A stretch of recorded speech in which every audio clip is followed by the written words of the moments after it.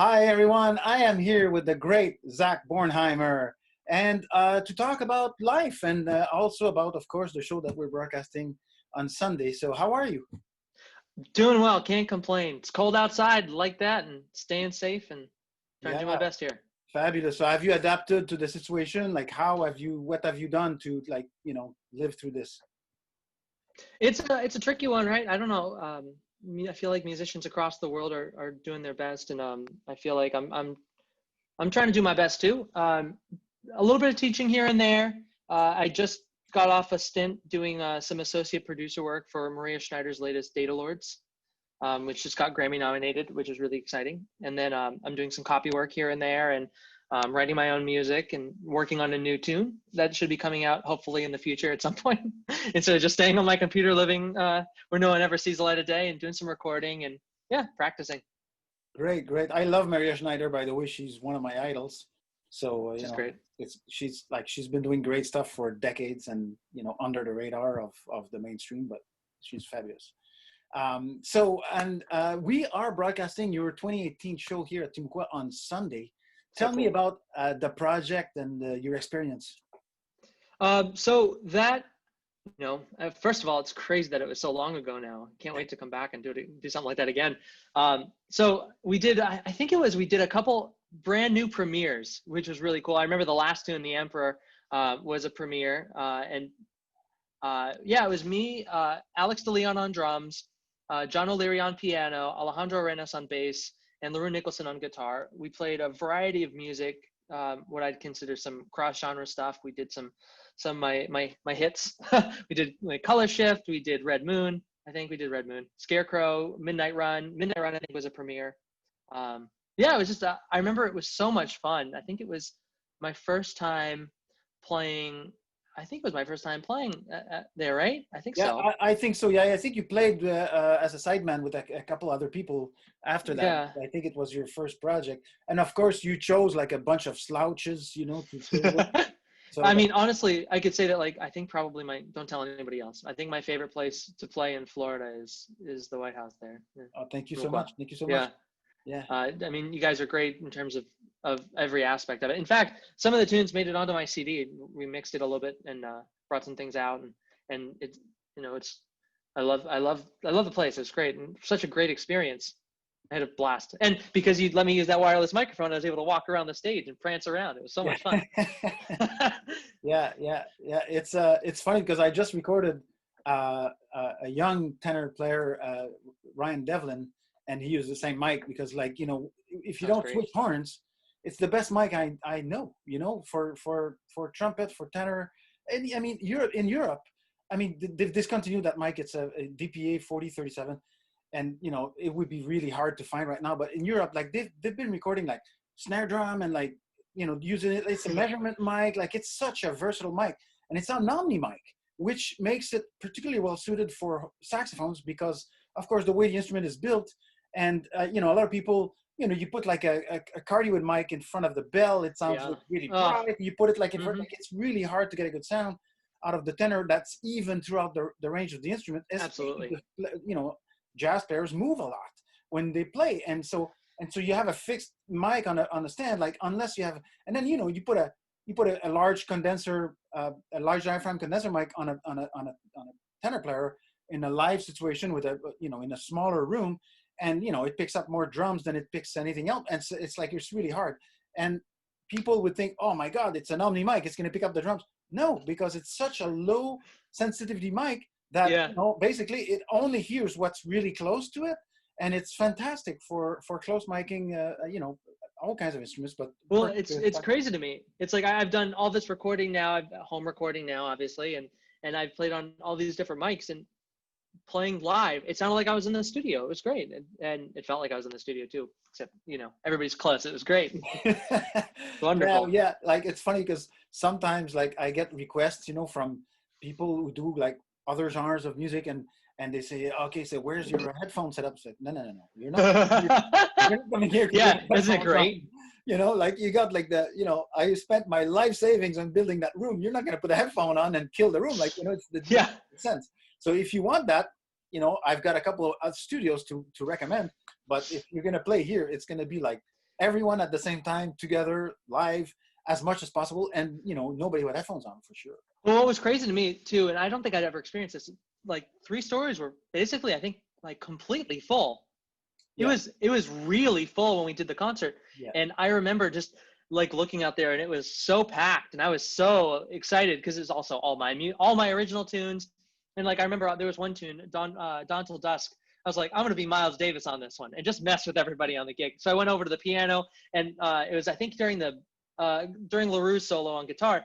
I just went over to the piano, I looked at John and I just I just went to and I just mashed the piano a little bit. And it was just, because I saw this video of Miles with Rick Margitza playing in the 80s, and he goes over to the piano and just plays a couple notes here and there. I was like, I want to do that.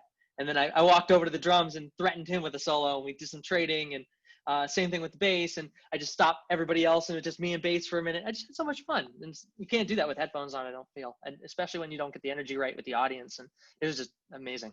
Right. I can't wait to get you back too, because like I've been working so hard to improve the place, like, oh yeah, the lighting is better, of course, cool. we have new seats now. It looks a lot, it's more comfortable for the audience. And of course, we're doing, I mean, we just got a new biocide filtering system, air filtering system that like kills everything. And like we have 2 of them. And so like That's within great. 5 minutes, so starting January, we're going to have twice as many people, so up to 25 people, and we're gonna do 2 shows a night. So, oh wow, like if you were to come here, like in the spring or whatever, like you could, like, of course, as it gets safer, we're gonna, augment the size of the audience, and you could, play for, 150, 160 people the same night, and it's still safe, wow, because, I love that. like in every like 7 minutes, the air gets completely Oh, I love it. and recycle. Like it's as safe, it's safer than being outside. Like it's so like well, I mean, that's the thing. It's like this has been such an eye-opening thing for how unsafe and unclean things are. It's like I was in New York right at the beginning. I was in February. It was, in fact, I thought it was following me because the day I left New York, the day I was leaving, I had a flight, coronavirus in Manhattan, and I was in Manhattan, and I fly back to Tampa, and it's like coronavirus in Tampa. But like through this, I have asthma, and it frightens me. It's like this has been now the longest I've gone without playing in public ever since before I even like I started playing saxophone in 7th grade. What was that, like 2012? I started playing saxophone, and I had a concert the end of the quarter, the end of the trimester, and I did that my entire high school career, and I had multiple performances in college all the time, and now March was like my last date.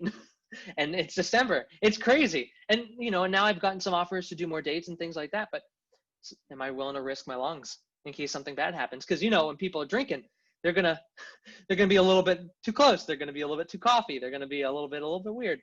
Yeah. And like one of the things about the filtering system is that COVID or not, like people with allergies are gonna find that they come in the house and like their allergies clear. It's gonna be great. Yeah, it's gonna be so cool. It's really nice. So we're very happy about that. And then we're putting in the ACS, the acoustic control system, which would not like change anything. We wouldn't use it for a band with the drums, But if you were to come, let's say with like a bass, piano, a tenor kind of trio, for example, like, or some kind of ensemble like that without a drums, like we could experiment and put you in different rooms. Like it's that's cool.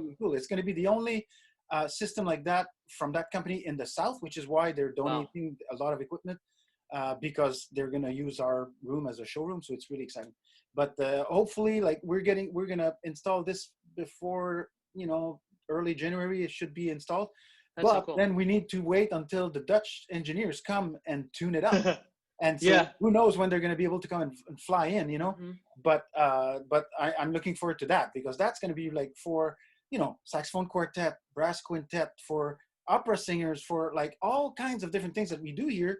It's going to put like both, instead of doing it here in post where I can like, change the room, it's going to be live. So the audience and the performers are going to feel that like this is a different room. Like, whoa, the walls have just moved like 20 feet each way, like that kind of thing. Like, this literally what it does. Like it just with the like timing, they play with timing and stuff.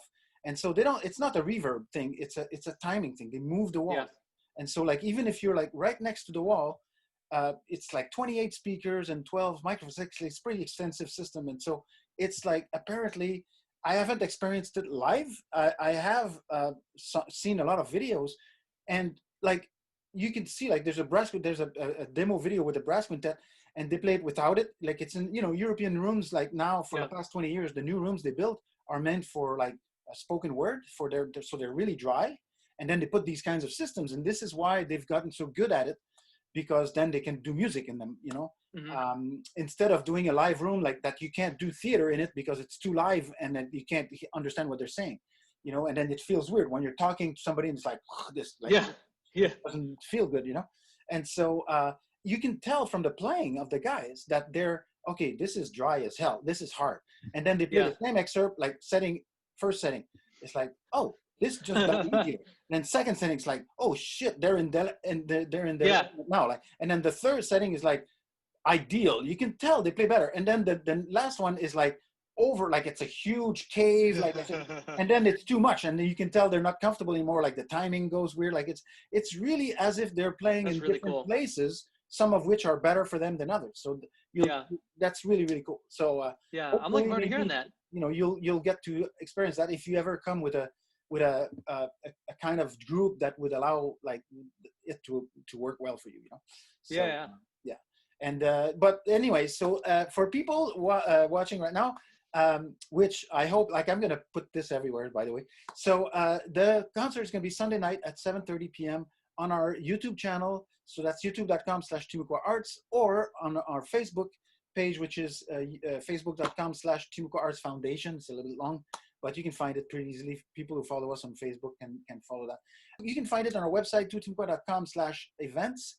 And then you can just, tune in, and any donations we get, we share with you guys. And so we share with you, and then it's up to you to share it with the guys.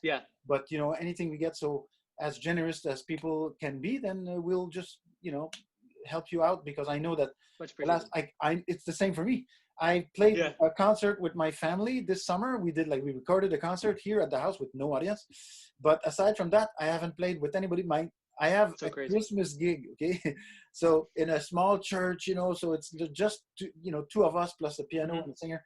So it's gonna be like, weird, but I'm nervous. I'm so looking forward to it, because man, I haven't played. I've been playing trumpet for 40 years, and I have never ever not played for more than like 2 weeks vacation. I would practice, but I wouldn't play with people. To be honest, that's not even true, because I went to Spain. I would play with the people.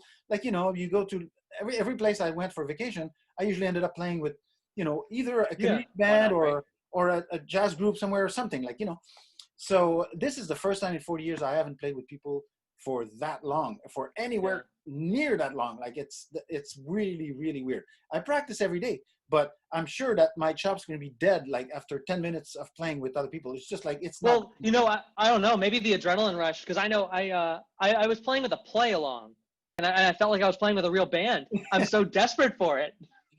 I was like, oh my gosh, this is nuts. I mean, Realby's never felt this good.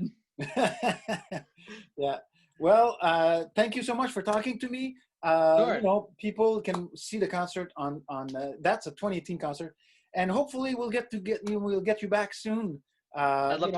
Things are looking up really for us. Like, I mean, we are like trying to get like the new shows more and more like produced, meaning like, a TV show, like, quote unquote, like, like a little bit more organized with a script, the introduction, like that kind of stuff, with a host who knows what he's doing. Or if it's me, like with a lot of help from someone to guide me and make it better, And so that basically when you watch it again, it's like, oh, that feels good. Like that's a very compelling content. Like, it's really nice. And for the people in the house, it'll be just different. Like, if you come, it's not going to be like when you play in Tampa or anywhere else. Like, it'll be like, oh, this is Zach Bornheimer, but at Timucua, it's just not going to be like anywhere else. And so this is what we want. We want like to offer you the content afterwards, of course, the video content that you can use. Like, this is unlike anything else I have. And so, and the same thing for our audience, of course, And so hopefully, like, this is a formula that's going to continue or going to get more and more successful as we get better and better at it. We actually have like in our 2021 budget, like a budget line for that, for someone to like, basically like a producer to help me, make this better. And so hopefully next time you come, it'll be a little bit better. And like, we're not going to switch like from like, 0 to 100 all at once, obviously, but we keep trying to improve all the time. And so like in a few months it'll be better, and then next year it'll just be well. I know better. I appreciate that, and I'm sure the community definitely appreciates that as well. I mean, it's so great to not only be able to be like I've worked as a leader and a sideman there, and it's always such a wonderful experience as a musician and as an audience member. It's it's always so great, because I mean, seeing the musicians have a great time, it creates such compelling music. Yeah, it gives it that X factor. exactly. And I mean, it really get that there. So thank you, man. Thank you for talking to me, and see you soon. sure. See you soon. Thanks.